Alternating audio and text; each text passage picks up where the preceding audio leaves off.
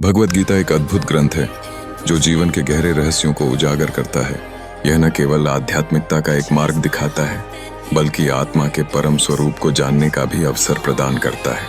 आत्मा जो अकर्ता और उपद्रष्टा है, सर्वज्ञ है और हमेशा स्वतंत्र तथा शाश्वत आनंद में रहती है। यह ज्ञान हमें मन के भ्रम और शारीरिक पीड़ा से मुक्त करता है। गीता हमें बताती है कि आत्मा का श्री ईश्वर से एक सशक्त संबंध है, जैसे सूरज की रोशनी छाया बनाती है। इस अद्वितीयता को समझना आवश्यक है ताकि हम अपने स्वभाव को पहचान सकें। आत्मा की पहचान एक गहरी खोज है जो सत्कर्म, भक्ति और ज्ञान के माध्यम से प्राप्त होती है। यह आत्मज्ञान ही मोक्ष की ओर ले जाता है, जहां आत्मा अपने असली स्वरूप से मिलती है। भगवद गीता में कर्म, भक्ति और ज्ञान के 3 मार्ग बताए गए हैं जो आत्मा की पहचान की ओर ले जाते हैं।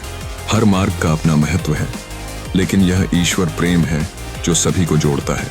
यह प्रेम हर जीव को मोक्ष की ओर प्रेरित करता है। गीता में कहा गया है कि ऐसे प्रेमी भक्त की खोज में भगवान स्वयं आते हैं।